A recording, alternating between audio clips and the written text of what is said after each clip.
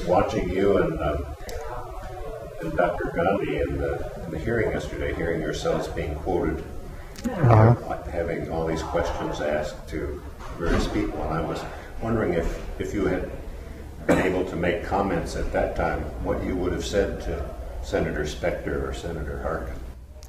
Well, I think one point I think that was not really made clear to the senators was that we actually have quite a lot of data showing effects.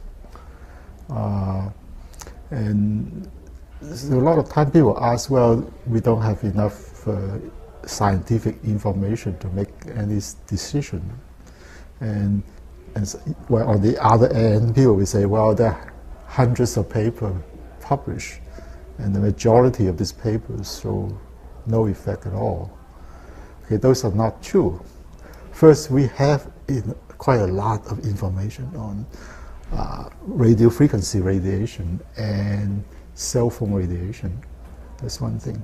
Second, most of the data, at least half of the data, show effect.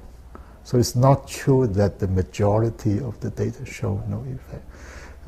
Lots of time when you listen to the industry, the comments is that the majority of data show no effect. That is not true. Mm-hmm. Unless the people who publish it, I don't know. They were saying basically that there isn't enough data to make policy on it. And you're saying there is now. Mm-hmm. Well, depending on what policy, I think for precautionary approach on limit use of cell phones or limit exposure to EMF, electromagnetic field, I think at this point we do have very strong indication that we should do it. Even though, because we don't need to prove harm, existence of harm, in order to recommend less exposure. So it's better safe than sorry kind of approach. I think that's important. Mm-hmm. Carrying on with that, I know that 9 years ago when we interviewed you, you were saying chronic exposure to low levels may be just as harmful as a short exposure to high level. And now we have a lot more data to indicate that. Can you talk about that?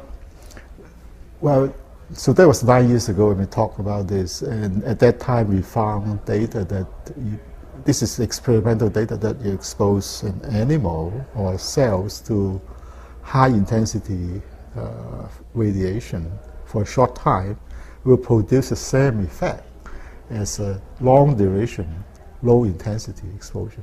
So the intensity and time can trade, right? So now, but in the last, well, at least 10 years, there are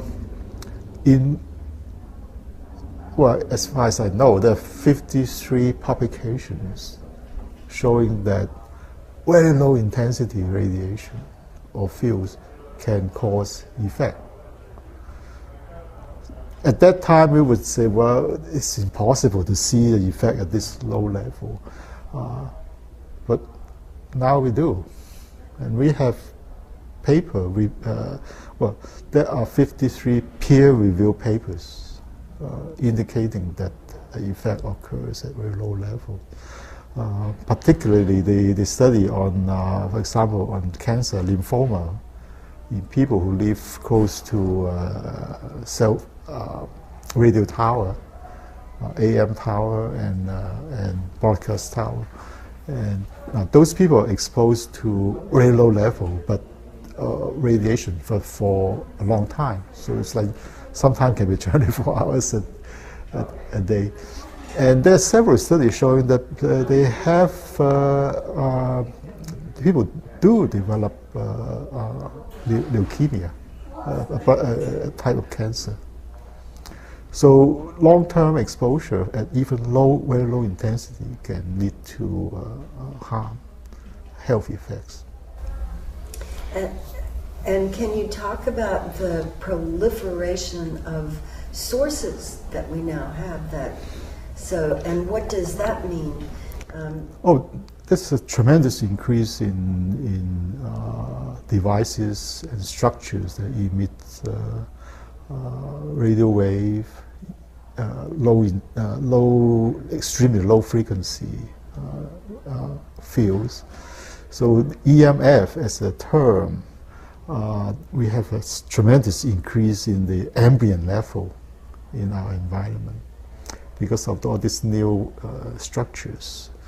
And so, as I mentioned earlier, is that there was a study published last month from Finland, and they actually go to measure how much energy a person absorbs from the environment. Now, this is a radio frequency radiation.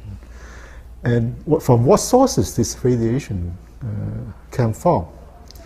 So what they found was actually very surprising.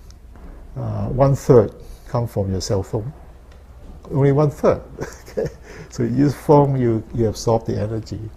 And 1/3 come from cell phone towers.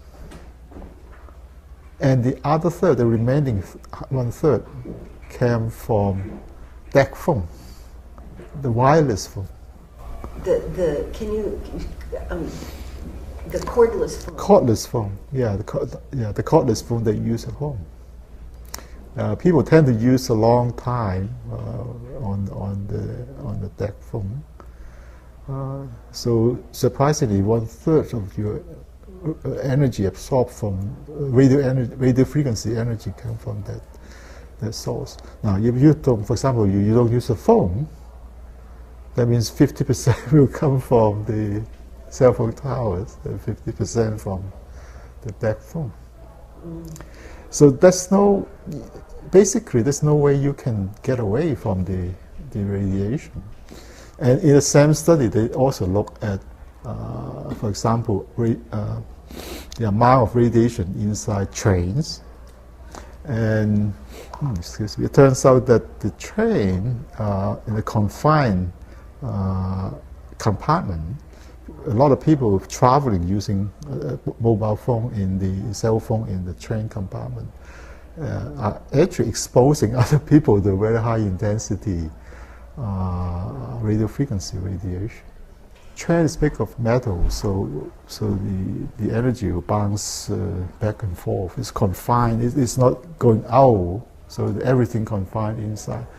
So even though you're not using a phone yourself, you're being exposed. You're secondary exposed by to the radiation. And isn't that the same in cars?